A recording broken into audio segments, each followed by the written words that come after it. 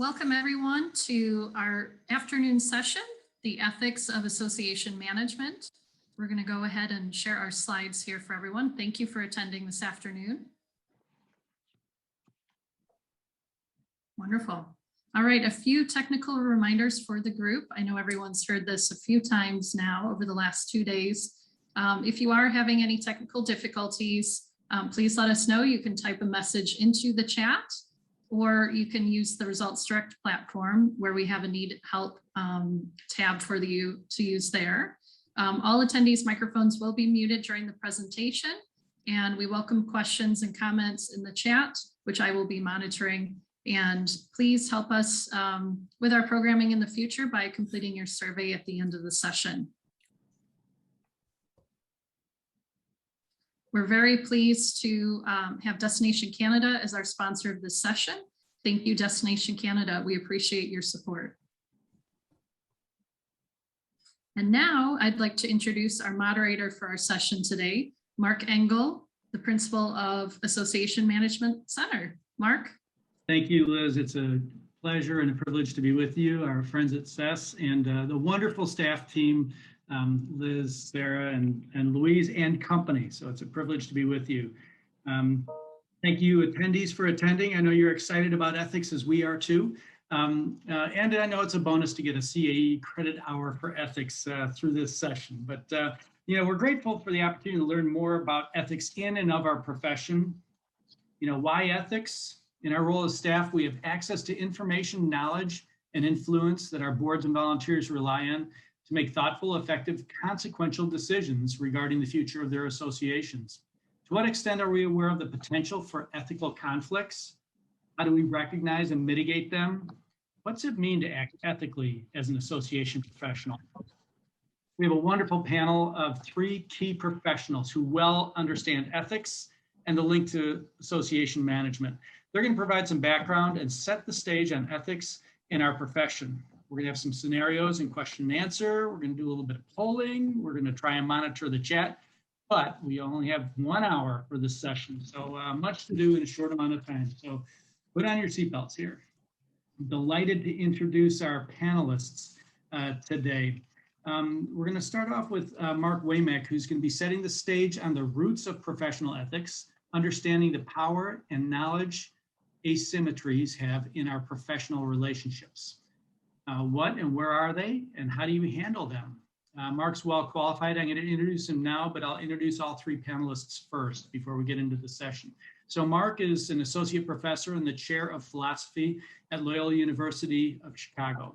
He's a fellow at the Buehler Center on Aging. He's an adjunct associate professor in Loyola University's Niswonger Institute for Health Ethics. He received his PhD from Johns Hopkins. I won't say the year. He's still pretty young. In the history, I knew you'd appreciate that, Mark. He's published in the history of ethics with numerous articles and book reviews. He's the Distinguished Service Award from the American Society of Bioethics and Humanities and the American Society on Aging. Alpha Brady is going to frame where, as senior staff, we may be conflicted ethically. And Alpha is well qualified to do this. She's the Senior Associate Executive Director and Chief Governance Officer at the American Bar Association. She has executive management responsibilities for the divisions of Policy and Planning Administration, for legal services, for bar services, for public education, the Office of Diversity and Inclusion, Office of the President, and Center for Professional Responsibility and the Center for Innovation. I don't think there's much else to the American Bar Association than what she's responsible for. So welcome to the team, Alpha. Our cleanup hitter is Tom Dolan. Many of us know and respect Tom. In fact, he was the mentor for my doctoral studies in high performing boards many moons ago.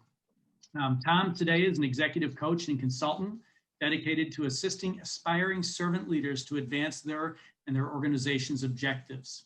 He's the president emeritus of the American College of Healthcare Executives, past chair of ASAE, and an ASAE and ACHE fellow.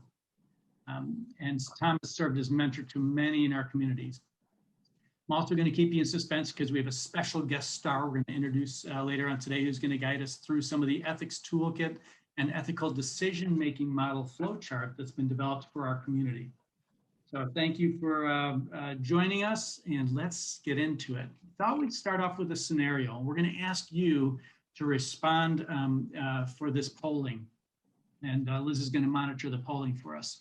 So the scenario one is you've been invited by a destination, an industry partner, to a nice dinner with other association executives. Part of the dinner will be learning about the destination, presumably to encourage you to hold your conference there. You'd like to attend the dinner because it's a nice restaurant. We all like good food. And some of your friends will be attending, but you know there is absolutely no chance that your association will sign a contract with the destination. Would you attend the dinner? Liz, do you have that polling? Okay. So what do you think, team? Alpha, Tom, Mark, would you attend the dinner, and in what construct might you?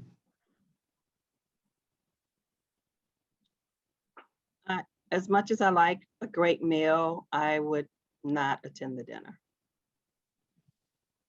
I guess I put myself in the unlikely category because when I was involved with ASAE or Association Forum, there were sponsors that hosted dinners at destinations we never would have had a meeting, but on the other hand, the whole board was expected to go. So those are the only circumstances I would attend. Yeah. Mark, is this clear, crystal clear, or what? My thought there is if there is some special reason that you ought to be there, a particular obligation, a particular role or something, I think it's something to discourage. There's a sense of false pretenses that you're coming under, a false kind of pretense that, yeah, you're open to this when you really aren't. And that's sort of taking advantage. So I would lean against it unless there's some particular obligation to be there. Okay, so you reaffirmed Tom's point that if there is that obligation, and Alpha is definitely in the leading vote category of unlikely. Over half of you said unlikely to attend. So maybe it was more clear than we thought. This is good. Situation number two, scenario two. Your association is a 501c3 nonprofit that raises part of its funds through donations. One February, a wealthy donor sends you a check backdated to December 30th. Wanting to claim her charitable donation in the prior year, she asked you to write a receipt indicating you received it in December. What would you do? And again, you have some polling there. Accept it, reject it, ask your lawyer, or other. So, what do you think, panelists? Maybe we should start with the lawyer, Alpha. I was going to say, as a lawyer, I like that answer, ask your lawyer. That's the number one answer on the CAE test, right? Yeah. Let's see. Most of their answers are coming in rejected. A decent margin, and ask your lawyer is a nice favorite response too, of course. So the other thing is to potentially ask your accountant. But I don't even think this is an ethical issue. I think it's a legal issue. I think if you were to falsify a receipt to the federal government, that's illegal. I have faced this a couple of times and flat out said no, and people weren't happy, but you have to, reject it. Now, sometimes people say, oh, okay, I'll take it this coming year as a deduction, but you certainly can't backdate a receipt. Yeah, I think the dinner example is slightly different. You can imagine some people leaning one way, some another way. There's no outright legal fraud if you go. But backdating a letter in that circumstance, as Alpha pointed out, that's just illegal. Yeah. And there are all sorts of reasons, legal and ethical, not to do the illegal. Yeah. Very good. And I probably had a trick answer for this on accept it because it didn't say accept it, but whether or not to write the letter or giving them the receipt in the new fiscal year. So always accept the money, but tell them you can't write the letter. let's get into the merits and set the stage now from Mark, as he'll talk about the roots of ethics and the asymmetries, and I love that word, asymmetries, in our professional relationships. So, Mark? why don't you take Okay, it? thank you. It would be kind of condescending as well as fruitless for me to pretend to teach you ethics in a few short minutes.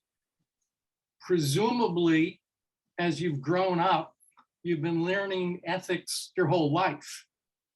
And, you know, most of us have a pretty good moral radar by the time we become adults. It's not universal, but most of us kind of know what's going on. What I'd like to do in the minutes that we have is to suggest that there are two different kinds of ethical context, so to speak. So we can flip ahead in the slides.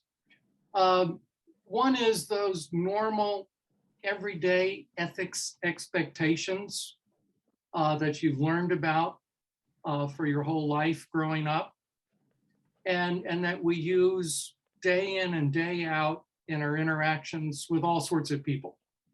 You know, the person at the coffee shop, fellow drivers, I hope, no road rage here. And that's just with our families, that's ethics in a very straightforward sense. Those normal everyday ethics apply to all of us outside of the workplace as well as inside the workplace. We can go forward now. But what I want to suggest is there's another context here that what we've chosen to call professional ethics. And the idea here is that, as was mentioned a few minutes ago, in a professional or even a quasi-professional setting, there are various asymmetries of knowledge and power. Our ordinary everyday ethics are generally structured around interactions between equally placed individuals. So everybody's an equal and we respect each other as equals. But when we get into a professional and quasi-professional setting, we're not exactly equal. There are ways in which the relationship between a professional and the client is not and cannot be one simply between equals.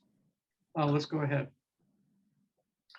So because of this asymmetry of knowledge and power, society has for time immemorial had something that's akin to professional ethics. You know, I say time immemorial. This goes back to when there were healers, you know, a couple thousands of years ago.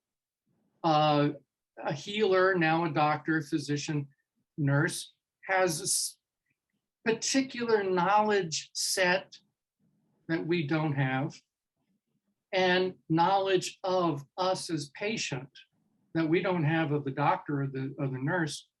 And that creates this asymmetry of power between the professional and the patient or the client.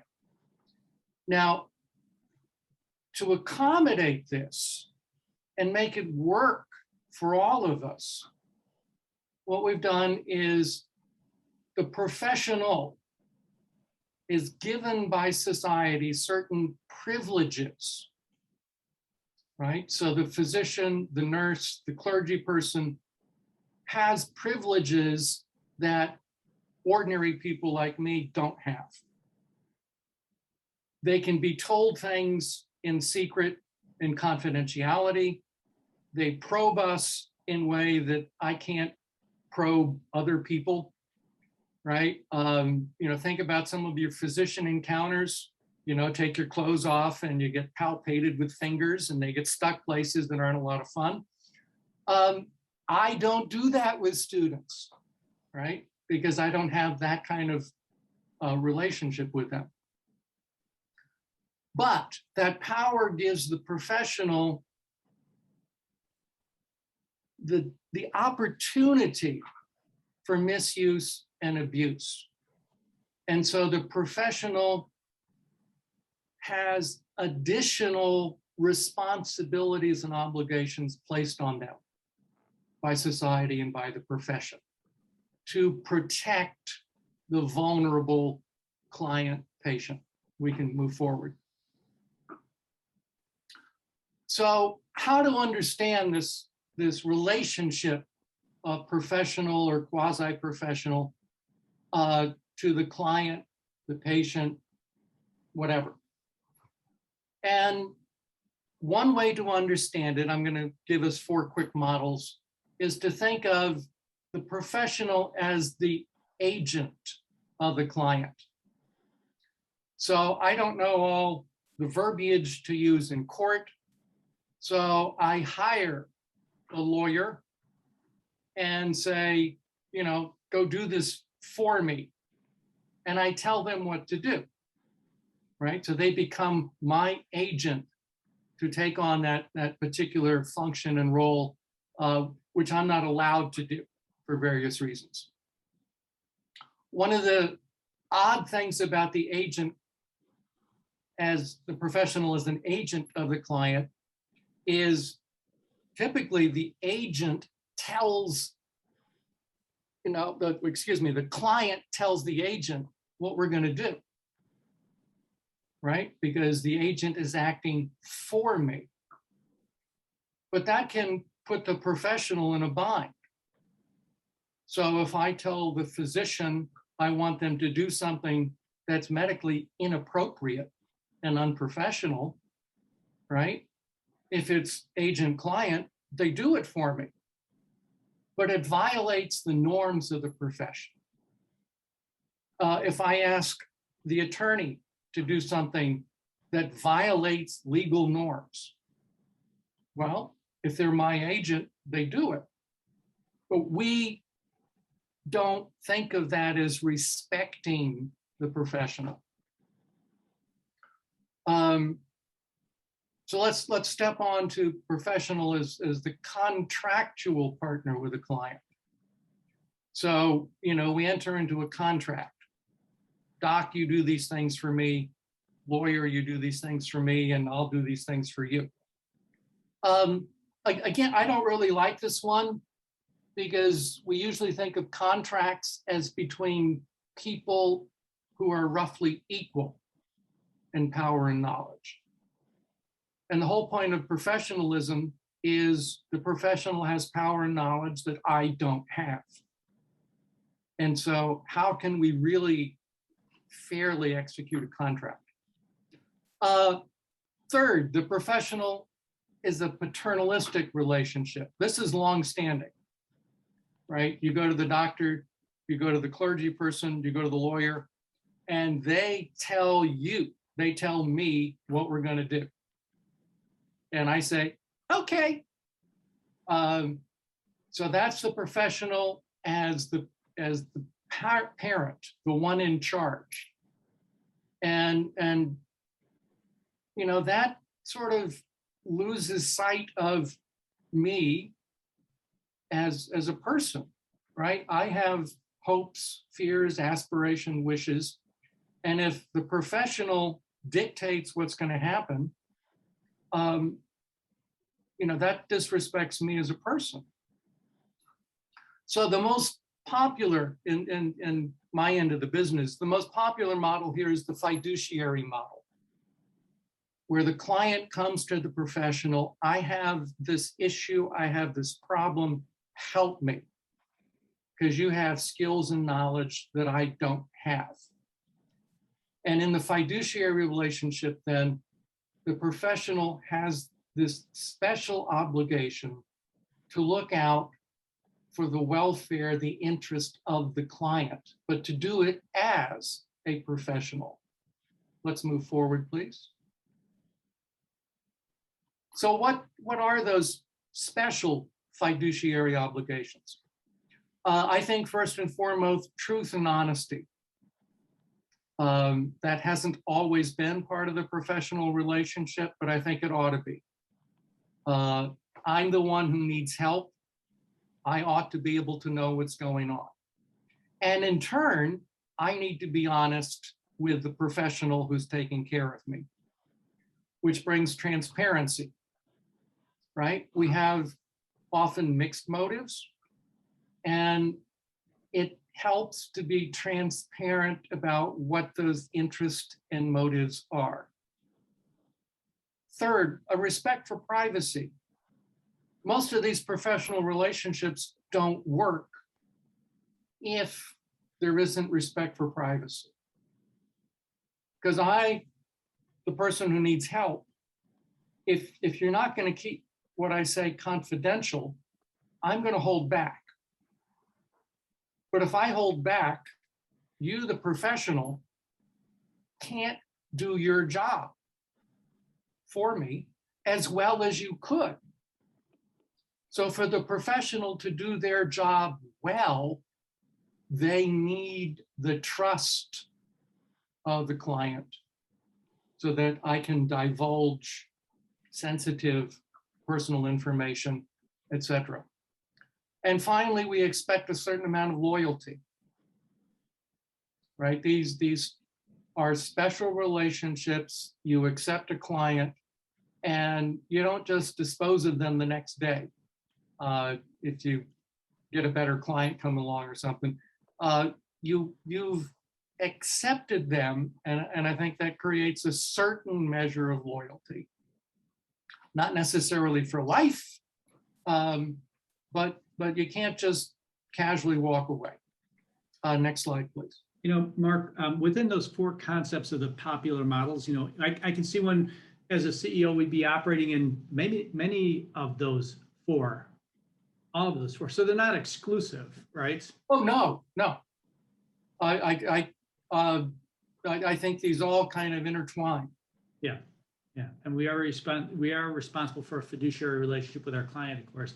And when we study board governance, it's around the agency theory, actually, which was your first model, being the agent of the client and advancing their well-being. So, but think of the client asking you to do something unethical, right, or illegal, right? There are limits to what you will do for the client. We had that first case.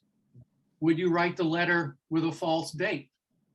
And most of you said no.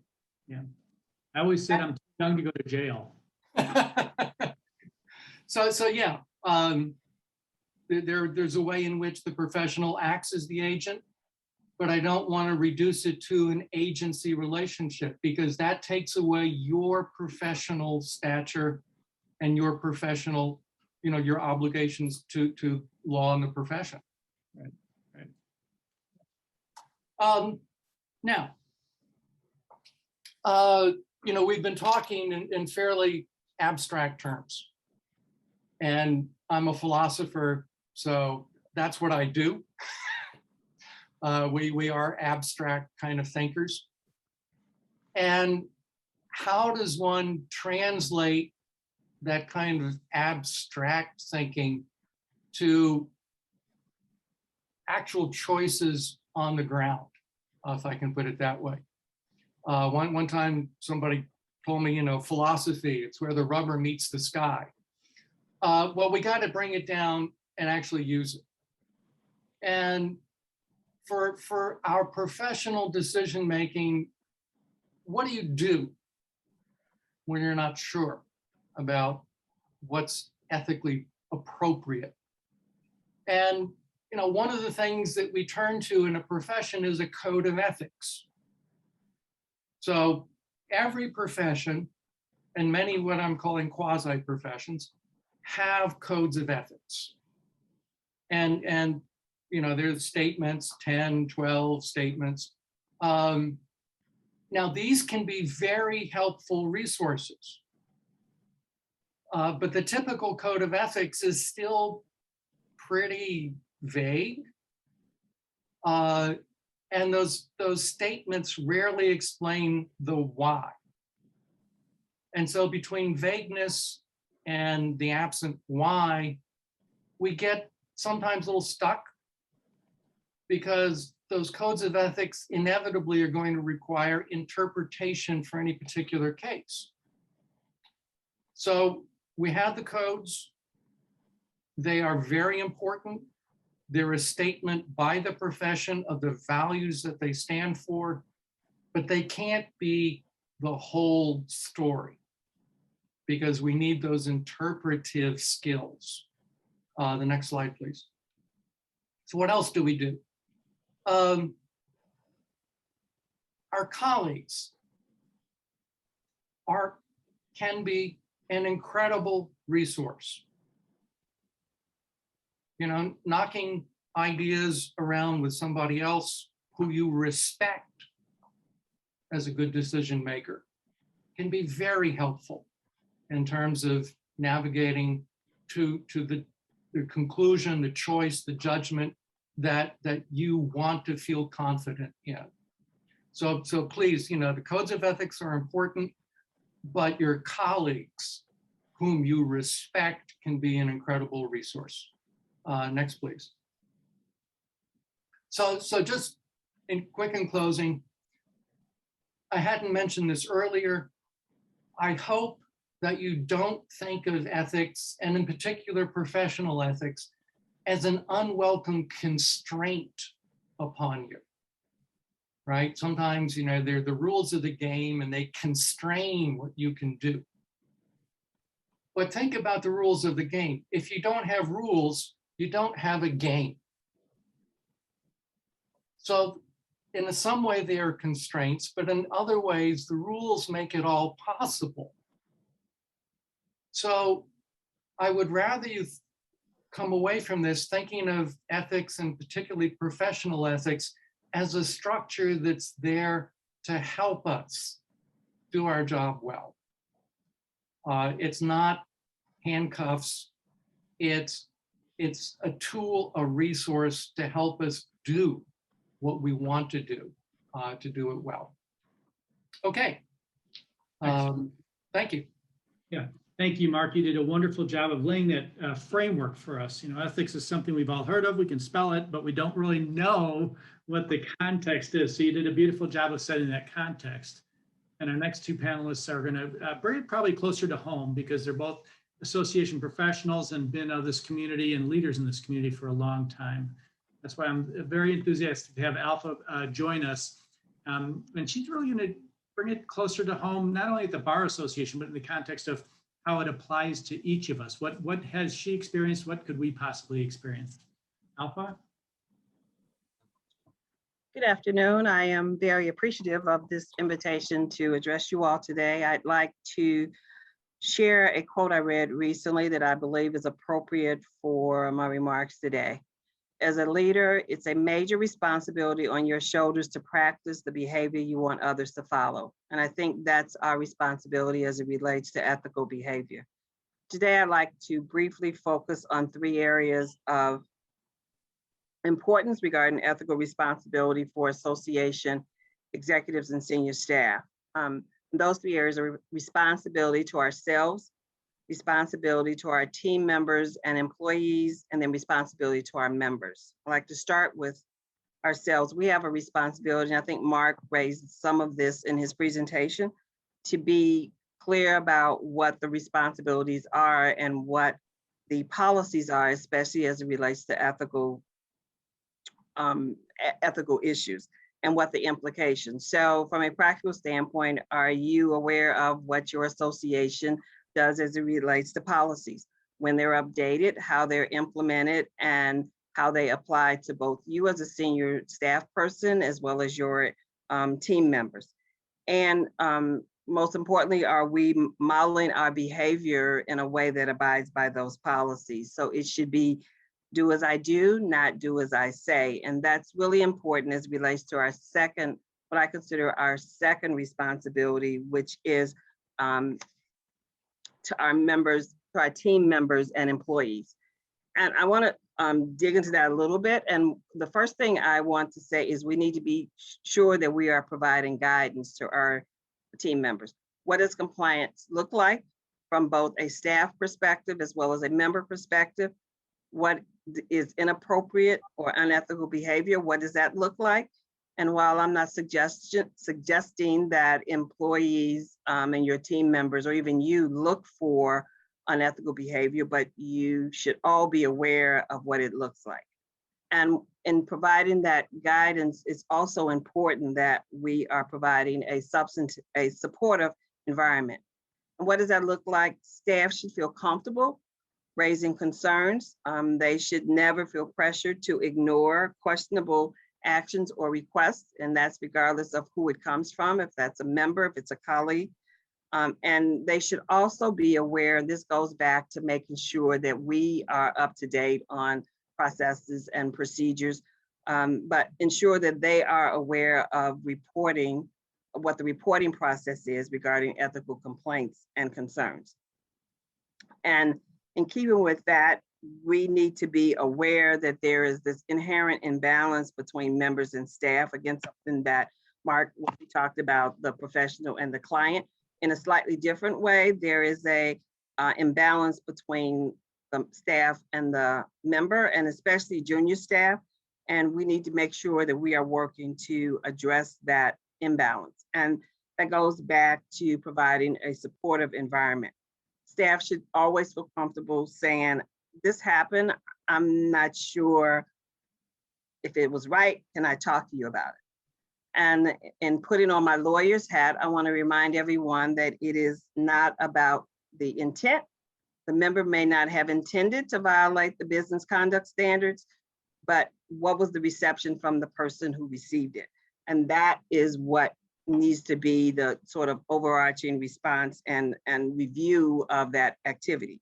And so the role of the senior leader, the executive director, the general counsel, is to create and maintain an environment where staff and members can function safely and ethically.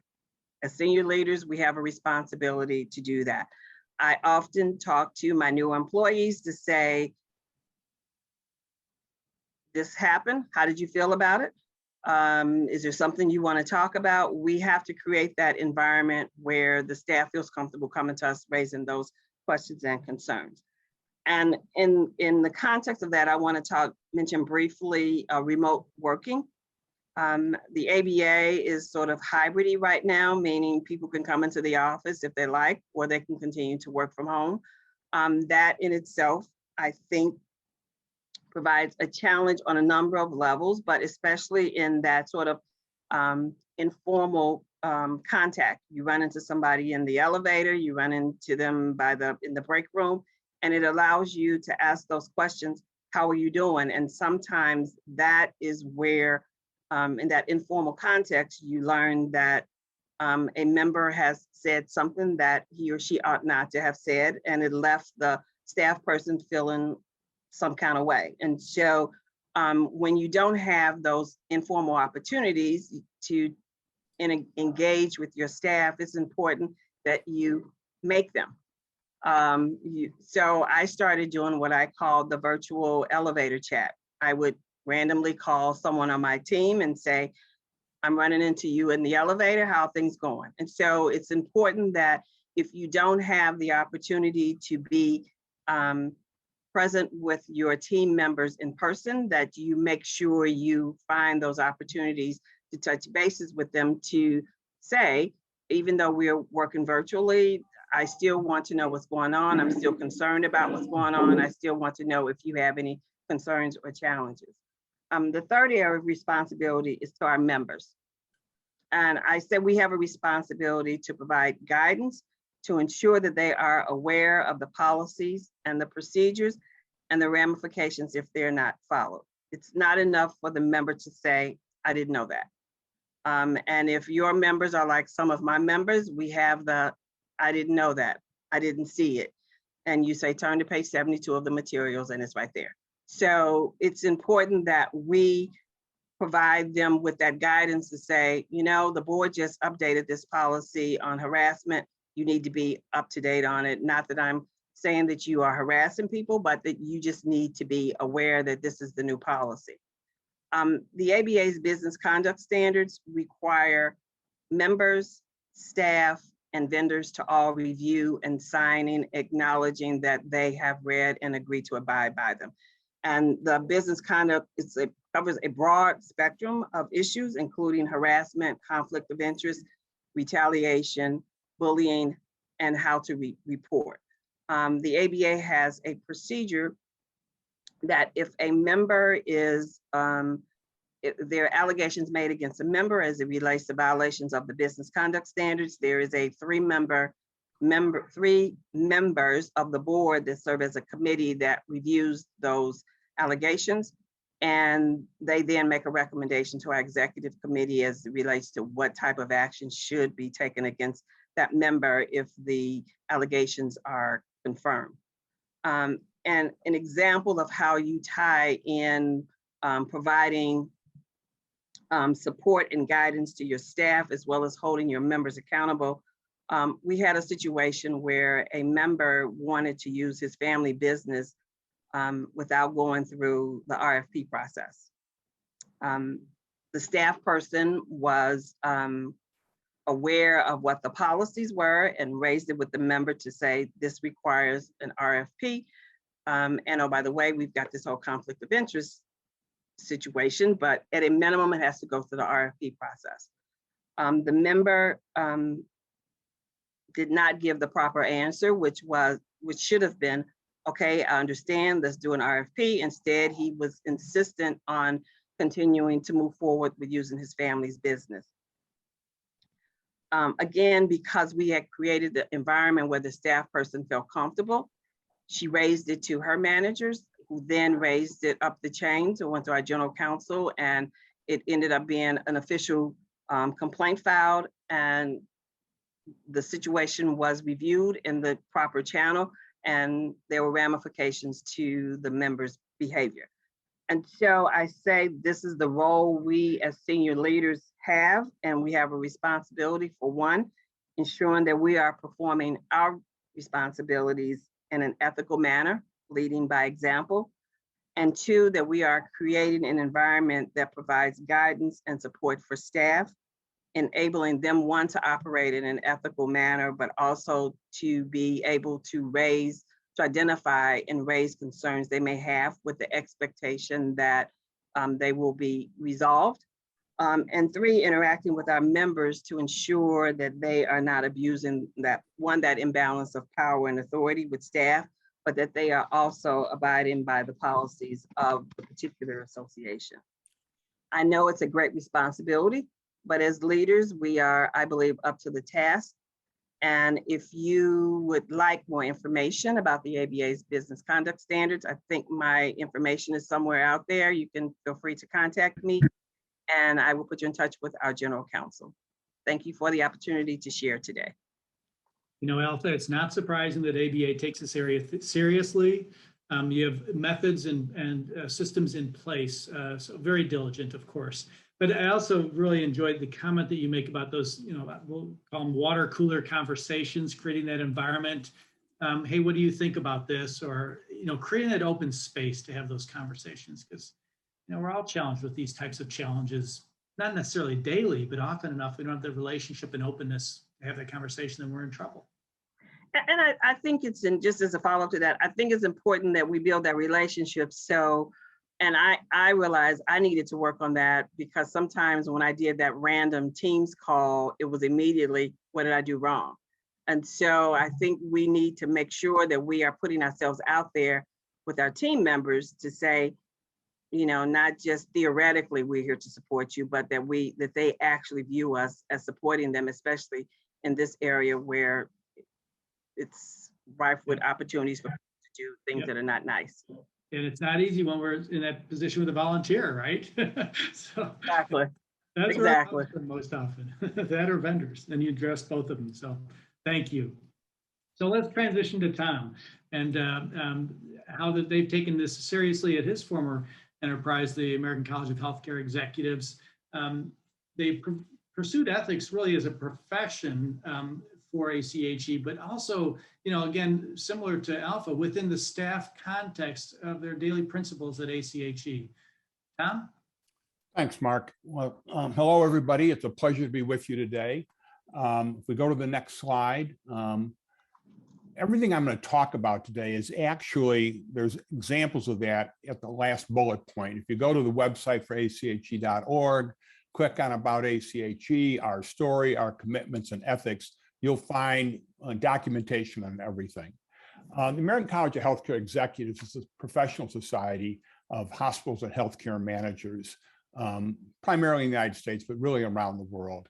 Founded in 1933, it has 48,000 members, 90 staff, and a $27 million budget. So it's a fairly large organization. The Code of Ethics was actually developed in the 40s, and it consists of 42 statements. Mark mentioned 10 to 12. Of course, these are, healthcare executives, so there's 42 statements. And it really addresses 5 areas of responsibility. Patients and others served, because that's what we're all about. Second is employees, because healthcare executives typically have numerous employees reporting to them. Certain responsibilities you have to your employing organization, responsibilities to the profession that you might have, and then finally responsibilities to the community and society. So it's a fairly detailed document, and members must recommit to that Code of Ethics every year. It's a box you have to check off that you've recommitted yourself to that Code of Ethics when you renew your dues annually. There is a committee on ethics. And first of all, that committee is confidential. The only person that is known is the chair. And they are the individuals that will be involved in ethics investigations. And I'll talk about that under the grievance procedure. So that's the reactive aspect of it. I'm also going to be pleased to talk about the proactive things that ACHE has done. They're the ones that review the code annually, because even an ethical code needs modification from time to time, and developing ethical policy statements that can be used as guidance. The grievance procedure, which again is detailed on the website, is a step-by-step process when someone is investigated for an ethics violation. Now, how does the organization get ethics violations? Individuals may report them to the organization, about a member of the organization. They may be in newspapers or trade publications. In those cases, it's the staff's responsibility to start the investigation. At one time, we used volunteers to do these investigations, but in our very legalistic society now, the organization uses a lawyer that's part of their corporate lawyer staff, not of the organization, but their outside counsel. And in the past, one of the lawyers that I was familiar with was a former EEOC investigator. So he was very adept in investigating these kinds of things. But one of the things you have to realize when you're in a non-licensed profession is there's a limitation of how far you can go on an ethics investigation. What happens more often than not, if someone is clearly guilty of some ethics violation, they'll simply quit. But once they quit, the organization can no longer investigate a non-member. But what is done then is there is something put into the file that says if this person ever tries to rejoin, that it will start up the ethics investigation again. And so a recommendation is made by this ethics committee all the way from dismissal. And oftentimes we would get complaints about individuals that made just stupid decisions. Now, stupid decisions are bad, but they're not unethical all the time. So those kinds of things would just simply be dismissed. But then obviously there were more serious things. Oftentimes the most serious and the ones that would get people expelled were things like harassment, financial misdeeds, things of that nature. It runs the whole gamut. And this committee then makes a recommendation to the board. It also has a consulting ethicist available to them. The organization, again, in a reactive way, would use a consulting ethicist, sometimes to provide clarification, but also if members had an ethical issue, as Mark referred to, not only would colleagues provide advice, but we'd say, why don't you talk to our ethics consultant about that? But let's turn to what I consider to be the most positive aspects of what ACHE has done, and that's be proactive and try to prevent, ethical problems in the future.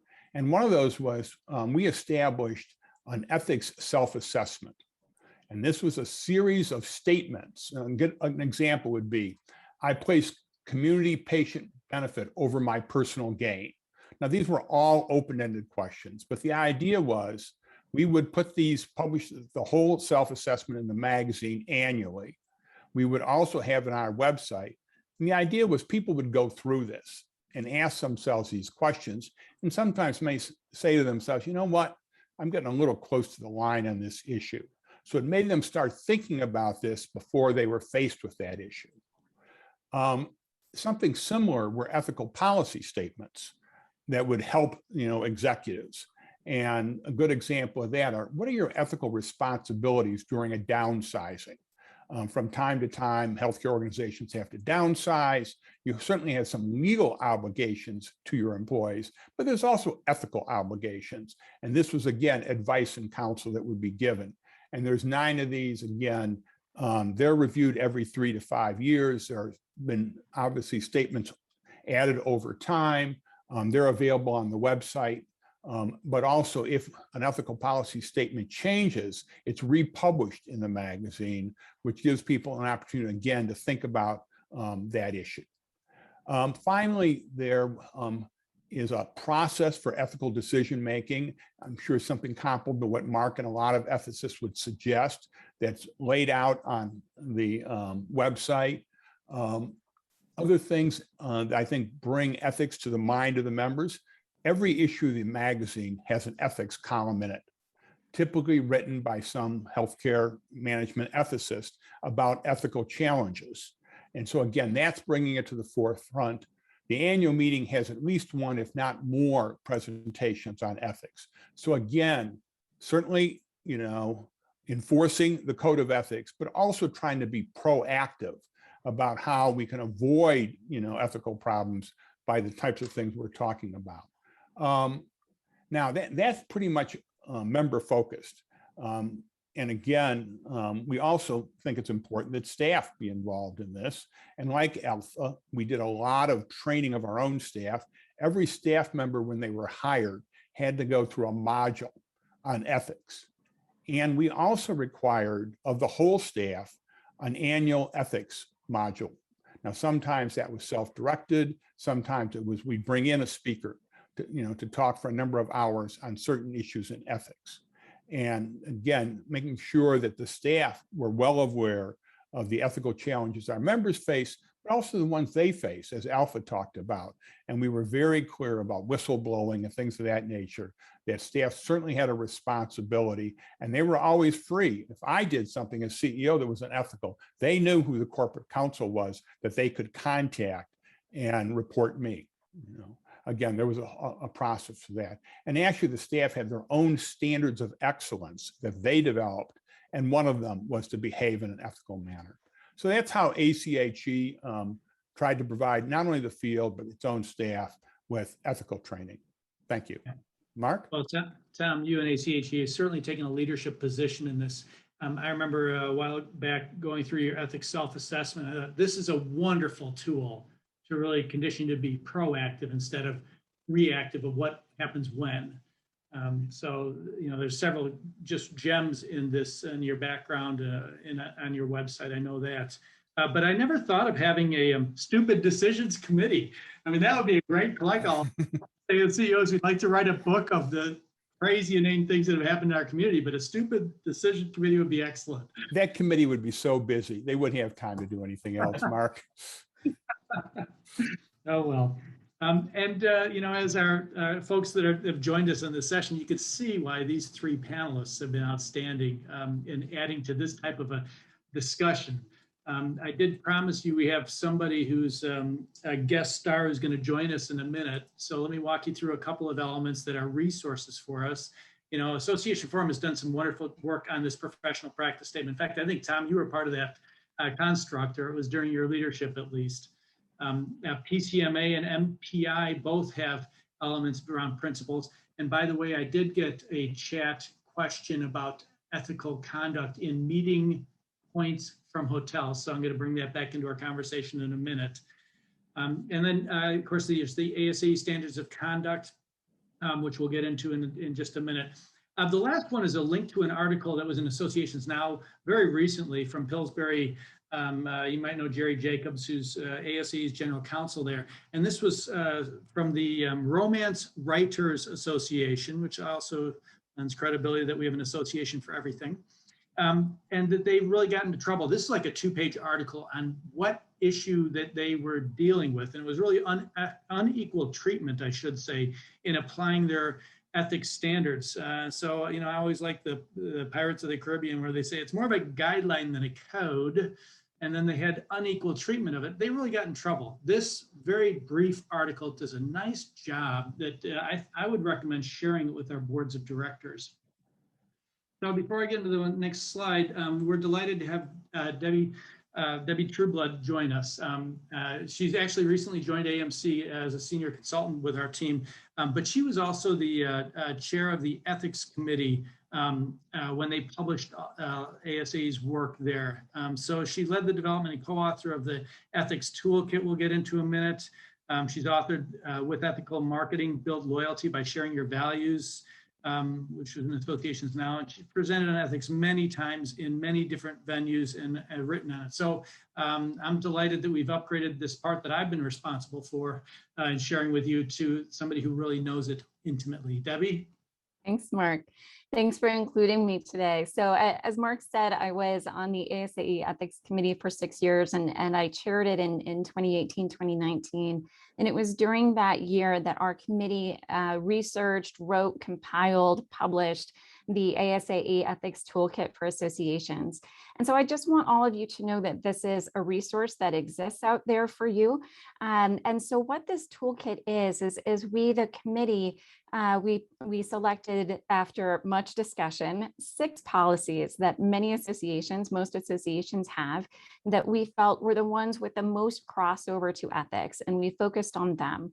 And so those 6 policies that this toolkit focuses in on are whistleblower, code of conduct, code of ethics, anti-harassment, conflict of interest, social media, and vendor relations.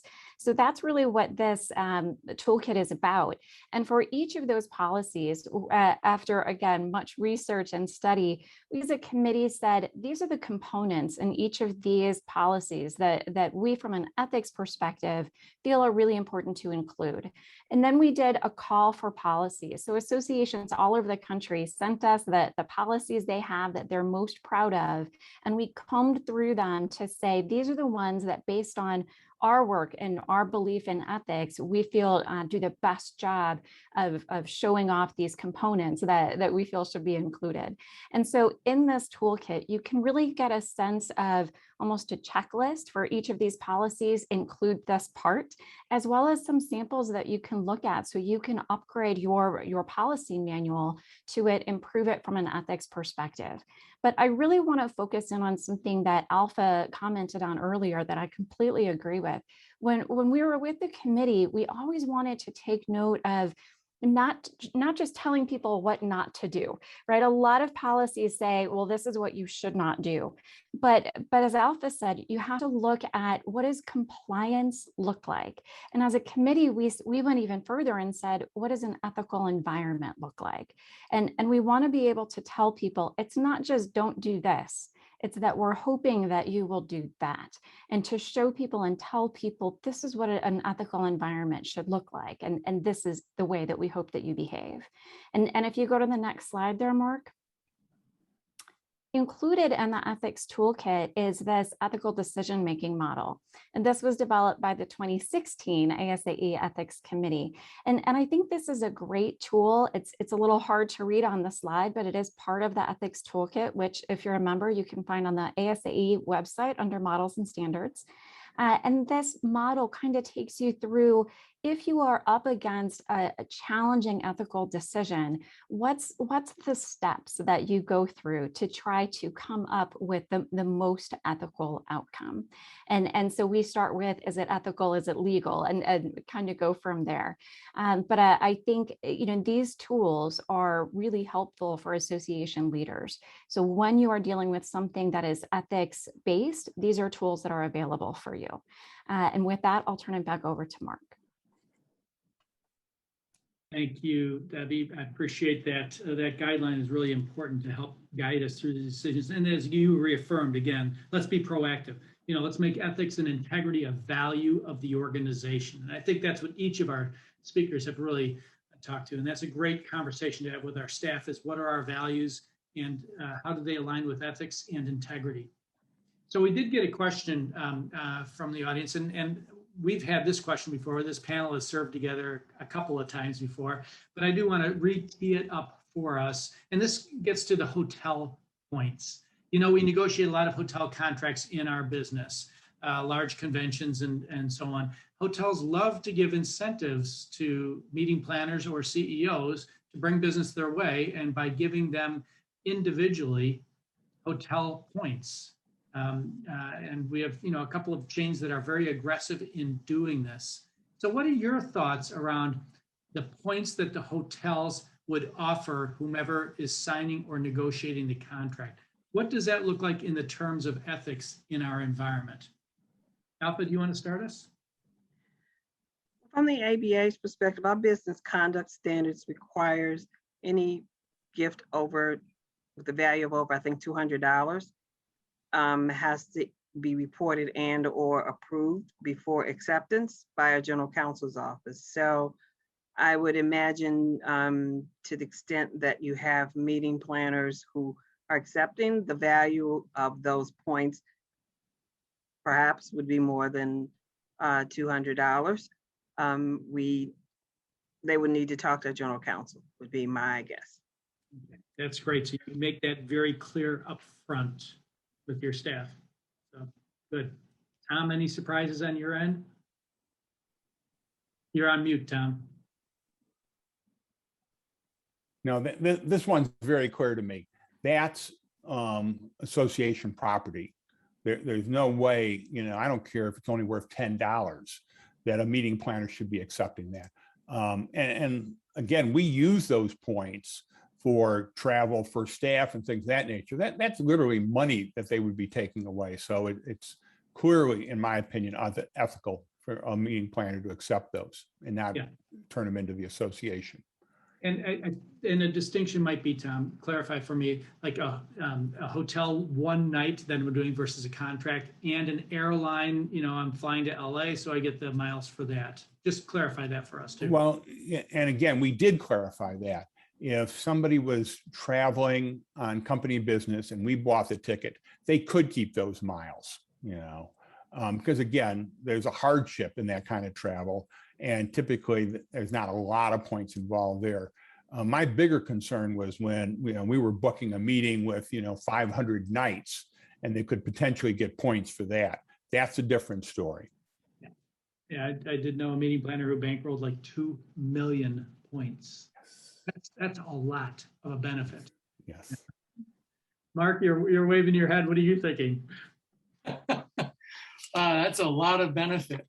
And not only is it a loss to the organization, but it can also be, an incentive for poor decision making. Mm-hmm. Yeah. Right. Provides an interesting incentive, doesn't it? So, we had a couple other scenarios, but I know we are right at the clock. And if Liz and I were physically in the same room, she'd have the hook out for me. I didn't see any other questions in the chat. Liz, did I miss anything?